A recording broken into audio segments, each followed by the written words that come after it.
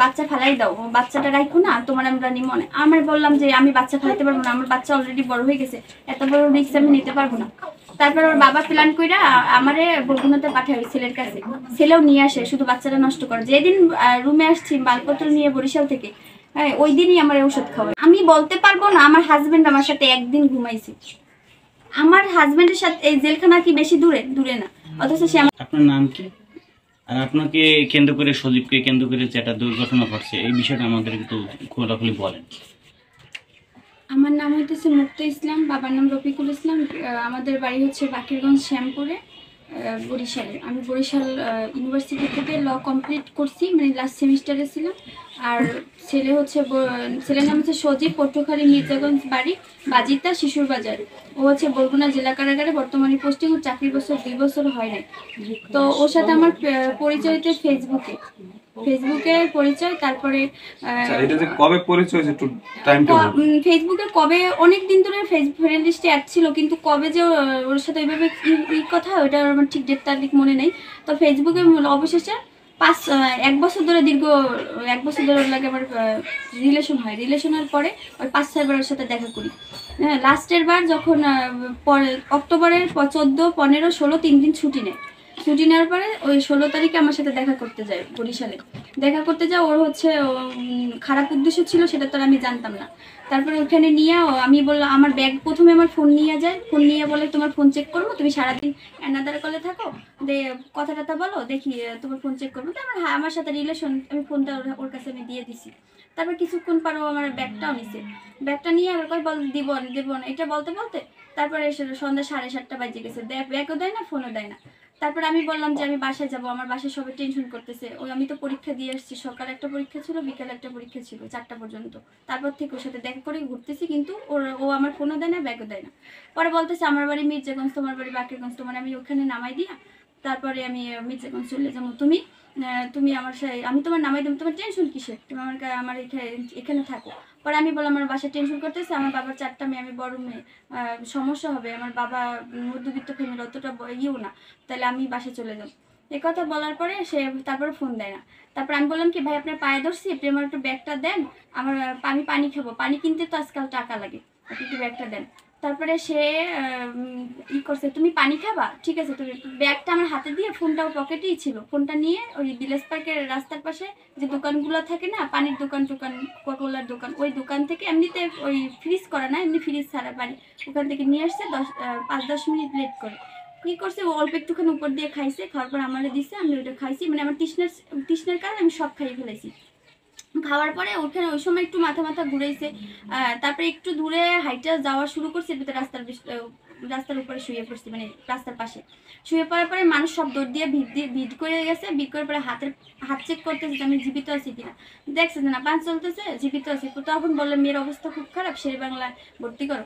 তারপরে ও শেরেবাংলায় ভর্তি করে নাই, ও সবার কাছে বলছে আমার ওয়াইফ, এটা পরিচয় দিয়ে ও বিবি পুষ্কুনির পাড়ে হোটেল আছিল, হোটেলে নিয়ে আসছে ওর এক খালুর সাহায্য নিয়ে, হোটেলে নিয়ে এসছে। আমি ঘুমাইছি, রাত্রে আমার সাথে যা করার আমি করছে, করার পরে তারপর আপত্তিকর ছবি তুলে রাখছে, তারপর তুলে রেখে প্রচুর ব্ল্যাকমেল, প্রচুর। আবার ভার্সিটির 5-7টা ফ্রেন্ডের কাছে অলরেডি পাঠিয়ে ওদেরছে ওগুলো, যে মেয়ে এরকম। তারপর আমার মান সম্মান কিছু নেই। আমার রাত্রের বেলা, পরের দিন সকালে আমি বাড়িতে গেছি, বাবা ভার্সিটিতে ফোন দিয়ে শুনে যে ক্যাম্পাসের সামনে আমি একটা ছেলের সাথে ছিলাম। তারপরে বাবা আমার বাসায় উঠতে দেয় নাই। তারপর আমি বাবার বারে বুঝাই বললাম, হাতে পায়ে ধরে কান্নাকাটি, যে মা এরকম হয়েছে, আমার তো দোষ না, এই ছেলেই করছে, কাছে তুই মামলা দিবি, চল। আব্বু, আমার ছোট চাচা সবাই মিললে বাকিগঞ্জ থানায় আমার মামলা দিতে বলছে, নিয়ে গেছে। ওই ছেলে আমাকে হাতে পায়ে ধরে কান্নাকাটি করতেছে, তোমারে তুমি ভালোই বাসি, তোমারে তুমি বিয়েই করবো, তুমি আমার চাকরিটা যেভাবে পারো বাঁচাও, আমার 2 বছর হয়েছে চাকরির বয়সে। তারপরে আমি করলাম না, তোর সাথে সম্পর্ক ছিল, আমি তোরে ভালোই বেশি। তাহলে ভাবলাম যে যেহেতু বিয়ে অন্যজনকেও করতে হবে, যেহেতু আমার শরীর ইজ্জত নষ্ট করছে, তার মানে আমি তো ওরই বাঁচাই। তখন আমি আমার ফ্যামিলি ত্যাগ করে রাতে আবার 500 টাকা পাঠাইছে ওটা ফ্রেন্ডের কাছে। এই 500 টাকা দিয়ে রাতে আমি পালাইছি আব্বুর বাসা থেকে। আব্বু তো মামলা দিতে লোক নিয়ে এসছে, তখন পালাইতেছি। তখন ওই 500 টাকা নিয়ে আমি লতা রেখে ফ্রেন্ডের বাসে রাত্রে ছিলাম। পরের দিন বলছি যে আমি বরগুনা নিয়ে আসবো, মানে তুমি বরগুনা নিয়ে আসবো, তোমার ওখানে বসে বিয়ে করবো। পরের দিন সকালে কথা আবার চেঞ্জ। সে বরগুনা নিয়ে আসবে না। তারপরে আমি বললাম যে আমি খাবো কোথায়। পরে ও আবার সকালবেলা বলতেছে যে তুমি কোনো মতে থাকো, খাও, আমি বরগুনা বাসা বসা ম্যানেজ করি, তোমার নিয়ে মনে। পরে আমার পায়ের নুপুর ছিল, নুপুর বিক্রি করছি। নুপুর বিক্রি কইরা তারপরে 2000 টাকা পাই, সেটা দিয়ে একটা বরিশালের বাসায় তো ইয়ে লাগে না, ওই যে অ্যাডভান্স দেওয়া লাগে না, তারপর অ্যাডভান্স দেওয়া লাগে না, একটা রুমে উঠছি, 1000 টাকা ভাড়া, ওইখানে অল্প কিছু মানে একটা তোষক কিনা তারপর খাইতেছি, হোটেলে 3 বেলা খাইতেছি, থাকতেছি। কিন্তু ওরে ফোন দিয়ে ও আমার আবার অ্যাভয়েড করা, ইগনোর করা শুরু করছে, ফোন ধরে না। এরকম করছে অক্টোবরের 17 তারিখ থেকে ইগনোর শুরু। নভেম্বরে হঠাৎ একদিন ফোন ধরছে, 25 তারিখে, নভেম্বরে 25 তারিখে ফোন ধরছে আর বলতেছে তোমার, আমি বলে কান্নাকাটি করতেছি, তুমি আমার সব শেষ করলা, তুমি আমার বাসা দিয়ে নামাইলা, তোমার বয়সে আমি সব করলাম, বাবা মায়ের হাত ছাইড়ে দিলাম, তুমি এখন আমার ফোন ধরতেছো না, অ্যাভয়েড করতেছো, আমি কত নাম্বার থেকে ফোন দিই, তুমি আমার কণ্ঠ ফাইলে কেটে দাও, আমার ফোন তুমি ব্ল্যাকলিস্ট করে রাখছো, তুমি এমন করে তোমার যত অভিযোগ আছে আমি ছুটি নিছি। ওই সময় 25 তারিখেও ছুটি নিয়েছে, কয়দিনের ছুটি সেটা বলতে পারি না, বলছে তোমার অভিযোগ আছে যত আমি শুনবো না, আমি বরিশাল আসতেছি। সে 25 তারিখে বরিশাল আসে, আসার পরে রাত্রে আবারও বিদ্যুৎ পুষ্করণীর পরে আবার হোটেলে আমার আমি তখন স্বেচ্ছা ওর সাথে গেছি, তো ওর আগে ব্ল্যাকমেল করছে ছবি টবি দিয়ে, অনেক আপত্তিকর ছবি ওর কাছে আছে আমার। তারপরে নিয়ে গেছে হোটেলে নিয়ে সে রাতের আমার কোনো অভিযোগ শুনে সে আসছে, আবার সেই নোংরামি করতে আইসা সেগুলো সকালবেলা আবার চলে যায় পরে আবার বিএসটিএর করে কবে করবে কি করবে, তারপর না আবার ফোন দিয়ে আবারও ফোন ধরে না, আবার ইগনোর করা শুরু, আবার অ্যাভয়েড করা শুরু। তারপরে গেছে ডিসেম্বরের 2 তারিখে আমার শারীরিক অনেক পরিবর্তন দেখি, দেখার পরে অ্যাভয়েড করার কারণ কি ছিল? অ্যাভয়েড করার কারণ ছিল হইতেছে ও তো আমার ভালোবাসে না, ও তো আমার ইউজ করতে চাইছে, ইউজ করবে শুধু, আর তো আমার তো বিয়ে করবে না, ও তো বিয়ে করার কথা হলে তো আগেই করতো। পরে 2 তারিখে আমি কাঠি দিয়ে টেস্ট করাই, তখন 2টা দাগ ওঠার পরে ওরা আমি ফোন দিই, আমার ফোন ধরে না। তারপর বরিশাল থেকে রওনা দিয়া তারপরে বরিশাল থেকে রওনা দিয়ে বরগুনা আসি, ওরা শুধু কাঠি টেস্ট করছে যে পজিটিভ আসছে বলার জন্য, কারণ ও তো আমার ফোনটার নাম্বার তো ব্ল্যাকলিস্ট, আমার কাছ থেকে কাজ শেষ করে যাবে, পরে আর আমাদের চেনে না, ফোনও ধরে না, কারণ নাম্বার থেকে ফোন দিলে কণ্ঠ পাইলে কাটতে দেয়। তারপরে বরগুনাতে আসছি, টান হলে বরগুনাতে আমি জীবনেও আসি নাই। তারপরে একটা ওই বাসের একটা কন্ট্রাক্টরের নাম্বার দিয়ে ফোন দিছি, দিয়া বলতেছি যে এরকম আমি কি বরগুনা জেলা কারাগারে আসবো নাকি আপনি আমার সাথে দেখা করবেন, কয়ে তুমি কোথায়, টানহল, এই যে টানহলে যে বাস স্ট্যান্ড নতুন এখানে আসি, কয় তাহলে আমি আসতেছি, তোমার আসা লাগবে না, আমার এখানে বুঝে আসো। পরে ব্রিজের উপরে দাঁড়াইয়ে তারা আমি গাড়ি টেস্ট দেয়, সেই রাত সেখানে বরগুনা এসেছে, আবার হোটেলে রাখে আমার, রাত্রেবেলা হোটেলে রাখে, রাতে 10টা পর্যন্ত আমার কাছে থাকার পরে সে আবার কয় আমার ডিউটি একটা, আমি চলে যাবো, পরে চলে যায়। তখন আমার বললে যে একটা কথা, তুমি আমার 6 তারিখে আমি কলকাতা যাবো, ছুটি নিছি, 6, 7, 8 তারিখে 3 দিন ছুটি নিছি, তুমি ভোটার আইডি কার্ড নিয়ে রেডি থাকো, আমি তোমার কুয়াকাটা নিয়ে যাবো, ওখানে বসে তোমার বিয়ে করবো না। কুয়াকাটা নেওয়ার কথা বলছে, আমি ভাবছি যে সত্যি বিয়ে করবে, আমি ওর কথা মতো কুয়াকাটা চলে যাবো, টাকা পাঠাইছে আমার বিকাশ, আমি এবার কুয়াকাটা যাই উদ্দেশ্যে রওনা দিছি। যে কুয়াকাটাই না, সে 3 দিন আবারও কমপ্লিট করছে থাকা, আবারও বিয়ে করবে না, সে চলে যেতেছে, এখন বলতেছে ফ্যামিলিগতভাবে করবে। ওই তো আমার ফ্যামিলি থেকে নামাইছে আগে, ফ্যামিলি থেকে নামাইছে, বাবা মা থেকে নামাইছে, সবকিছু রাস্তায় আমার নামাইছে, আমার ভার্সিটিতে আমার ফ্রেন্ড সার্কেলের কাছে ওই নোংরামি ছবিগুলো সব ভাইরাল করছে, সবকিছু করছে।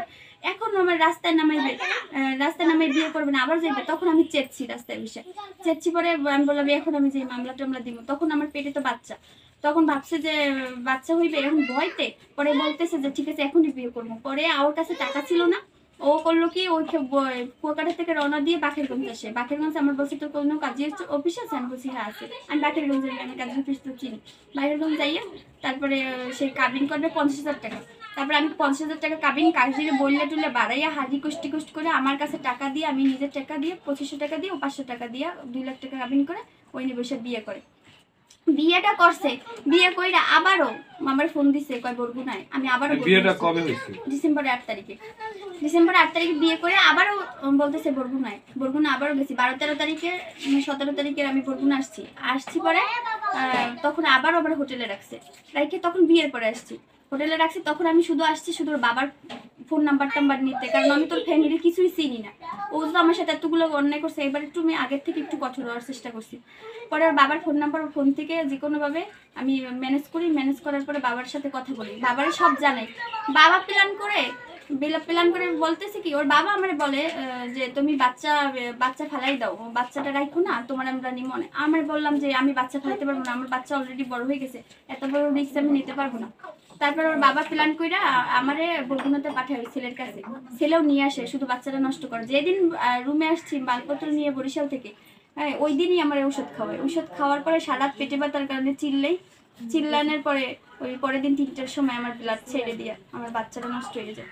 পরে বাড়িওয়ালা ওই অবস্থায় দেখা তারপরে সুপার স্টারের কাছে আমার বিচারের জন্য নিয়ে যায় যে কেমন হাজবেন্ড, ও যদি তোমার সত্যিই হাজবেন্ড হয়ে থাকে, তোমার এত বিপদ, তোমার একটা বাচ্চা নষ্ট হইতেছে, তোমার ব্লাড পরে তোমার মানে রুম টুম সব মাইকে গেছে, পেটে ব্যথা চিল্লাইতেছো, খাওয়ানোর মতো কেউ নেই, তো তোমার কেমন হাজবেন্ড? তোমার হাজবেন্ড হইতেই পারে না, তোমার আদৌ বিয়ে হয়েছে কিনা বলো।